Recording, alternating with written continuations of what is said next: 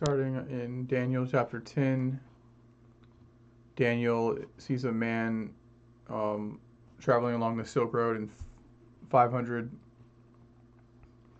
approximately 490 BC, 500 BC.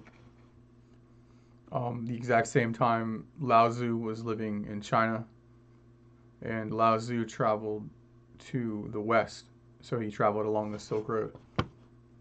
Here's a depiction of Here's a depiction of the Silk Road right here. Laozi left from here. He traveled along. He would have traveled to the eastern border of the Persian Empire. And if you follow along the Silk Road all the way out, you would end up at Susa, Iran, where Daniel was.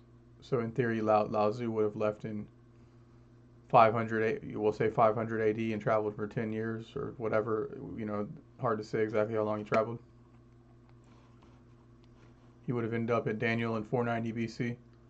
He ended up in prison here. He's captured, taken into custody, and the story is again recounted in the Bible.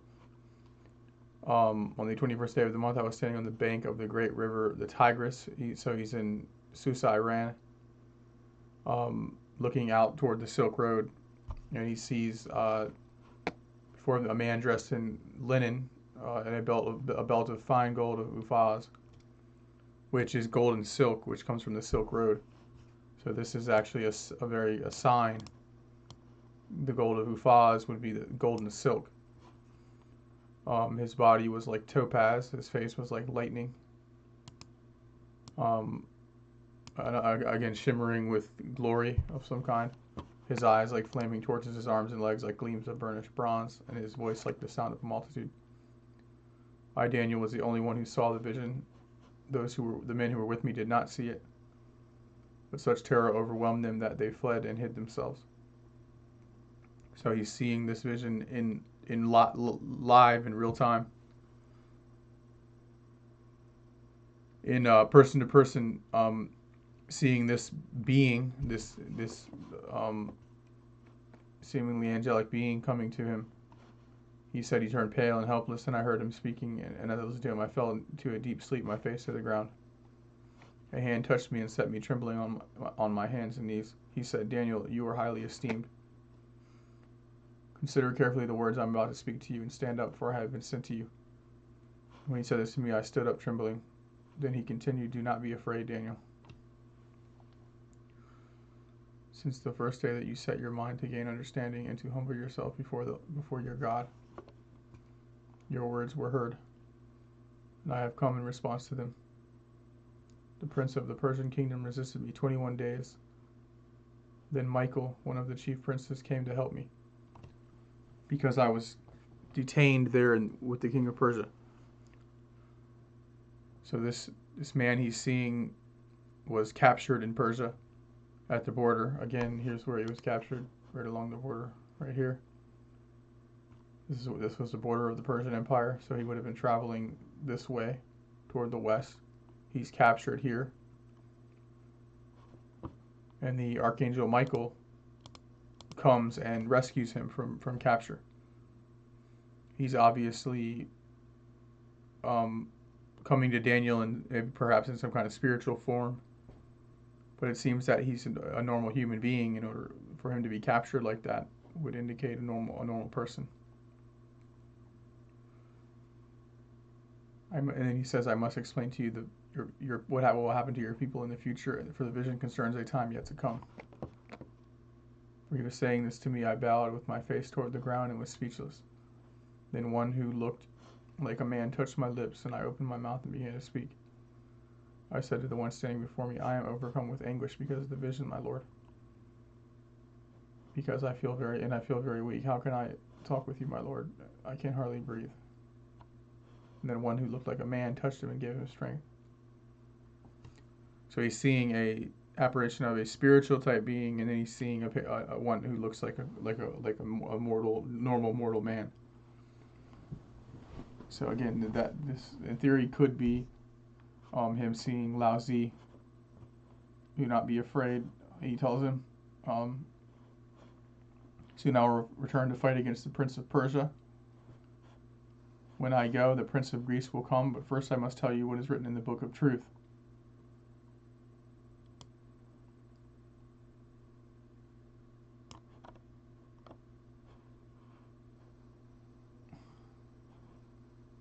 So he's revealing to him the book of truth, and the text, the Tao Te Ching in Chinese means scroll of the way, or it could be translated scroll of truth.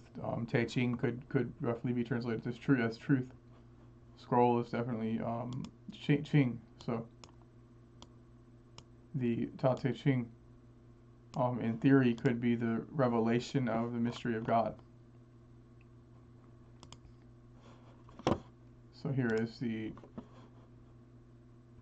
overview of the map. So Laozi is here with Daniel, meeting him, bearing the scroll. He tells him, reveals to him what is in the book of truth. And here are some depictions of Laozi. Here's a depiction of Laozi riding the bull, carrying the scroll, which is in the place of the 7 stars. Here you can see the bull riding west in front of Orion, and you can see the 7 stars just behind the horns of the bull, just as the scroll is behind the bull right here. It's very clear that this symbol of Laozi is referring to the Taurus and the Pleiades, and the scroll is the 7 stars. So in almost every painting I've found of Laozi, the scroll is likened to is in the same place as the 7 stars, just behind the bull. It's just a common theme in the paintings in China. I don't know. I don't even know. Somehow, Laozi has been associated with that symbol. And then, of course, in the Book of Revelations, here is the scroll with 7 seals, 7 stars, 7 seals. Starting to sound familiar? The revelation of the mystery of God. Revelation chapter 10. That is what the scroll is. The scroll of truth, which in theory could be the Tao Te Ching, could be the revelation of the understanding of the mystery of God, that he holds and fills all things. He fills all things and holds all things together. That would be the deeper revelation of this mystery. In studying the Tao and Tao Te Ching, I came to that conclusion about a year ago, and I began searching into it and looking deeper into this mystery, and I started finding these connecting the dots and finding all of these symbols and patterns throughout the Bible